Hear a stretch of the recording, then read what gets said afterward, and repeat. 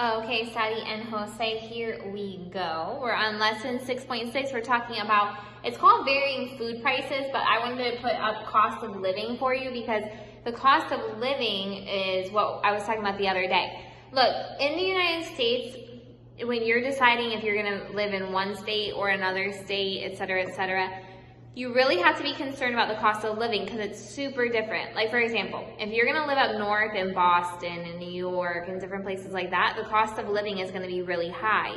Remember when I told you the cost of living is basically what are the prices and the average prices for things that everyone needs, for housing, for food, for your utilities and different stuff like that, right? How much is it going to cost to live there? So then some people move down to the south because the cost of living is cheaper. It's más barato, okay? But here's the thing with cost of living.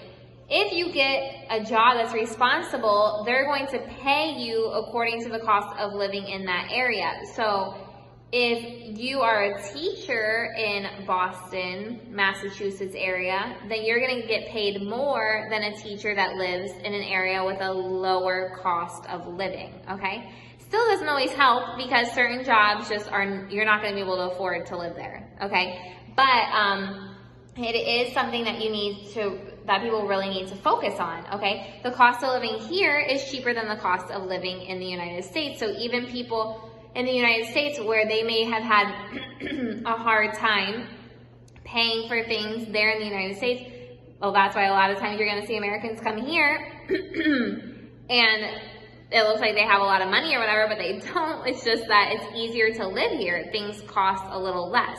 So the cost of living makes a huge difference in where you go and what jobs you take.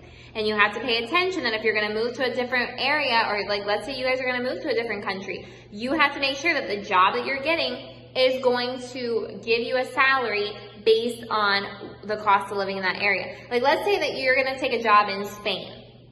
And they said that they're going to pay you this awesome salary, right? And you're like, oh, that's like more money than I would ever make here. Okay, great. So according to here, your salary looks amazing. But you need to find out how much does it cost to live over there because maybe the salary isn't that great, okay? Like you guys hear a lot of people making money in the United States and their salary sounds amazing, but guess what? They're paying a lot to live there. So it's not as amazing as it may sound unless they're willing to live in areas where the cost of living is lower and then the houses aren't as nice or something like that. So you still have to make sacrifices to make sure that you're getting the salary that you need. Okay, that's cost of living, just so you know as we go into the lesson. So look what it says. The cost of food often depends upon the city where the food is purchased. You can buy food from one city and pay a completely different price for it in a different city depending on what? Look at the next sentence, the cost of living. Money necessary to meet your material needs varies from city to city and from country to country. The following table and the vertical bar graph compare the cost of living index for 10 American cities. Notice that the graph is arranged, range means arranged, in order from least to greatest. The range of the statistics can be easily found by subtracting the least of the cost from the greatest, okay? So remember, range is just what is the highest minus what is the greatest, and that gives you your range of numbers.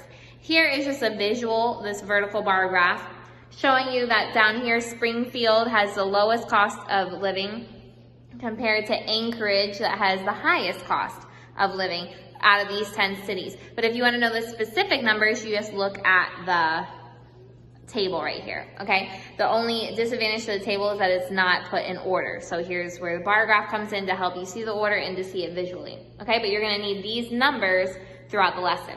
Look at the next page.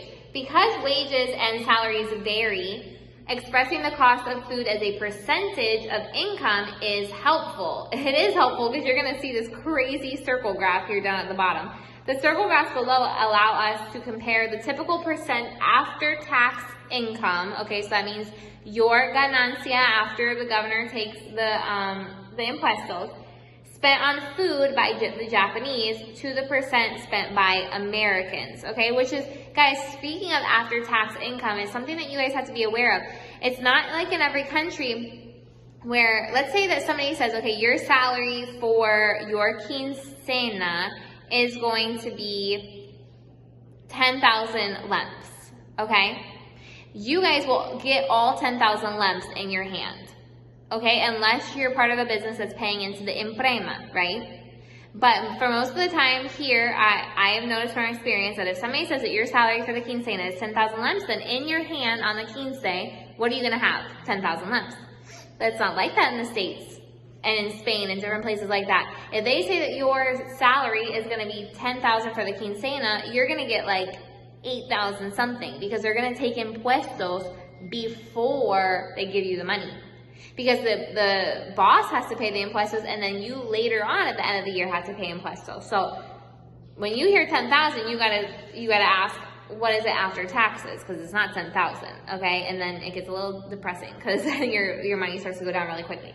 So look though, this is a crazy bar graph. So what it's saying is Japanese spend 27.5% of their income after taxes on food, while Americans only spend 16.2%. I don't know, like, I just find that hard to believe, because you would think that would mean that Japanese eat more than Americans, but I don't think it is. I think it means that American food is just cheaper than Japanese food, okay? Because it's true. Like, if you go into Eldon's and you go into the Asian section, all their food is like stinking expensive, okay? So it's just that Americans spend less, but I think they eat more because Americans are fatter.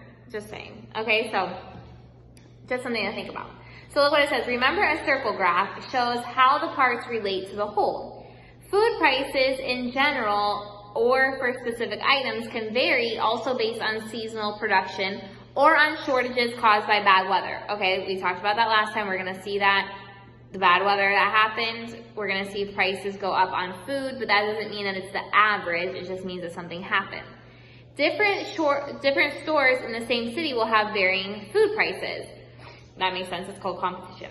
The total sales and services of stores affect their prices. Okay, so some stores are going to have to change their different prices based on what income they're bringing in. For example, some stores have lower prices because the customer bags and carries his own groceries. So if one place offers less services, they have to pay less employees, so they'll give you a lesser price. But some people like to pay for convenience, okay? Americans are famous for that, paying for convenience, paying for people to do things for you. So you're going to have to pay more for those products.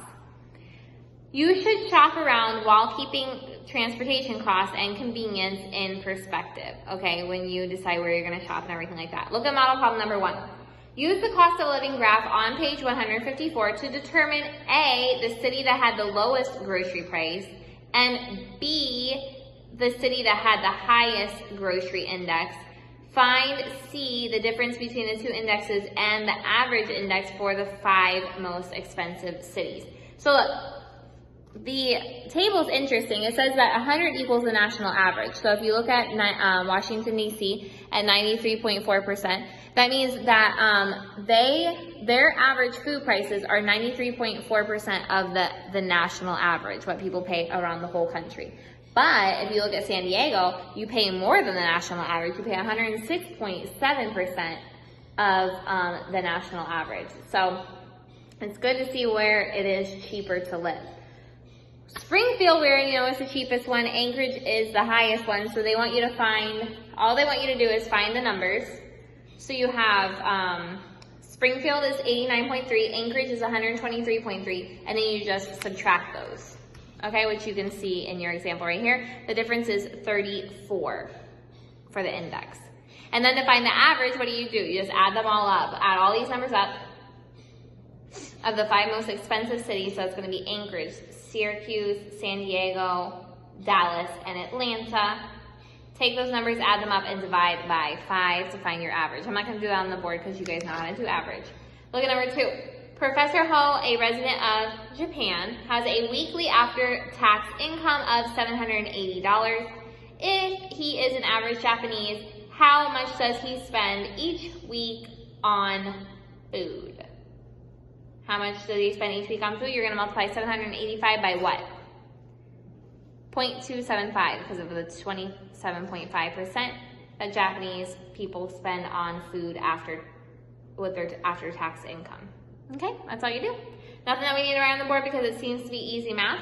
So let's see how easy to make these word problems. Let me know if you need any help on them. There's not really any numbers that I really need to give you as answers because there's no just little repetitive exercises. So just let me know if there's anything that you didn't understand. Thanks. Have a great day.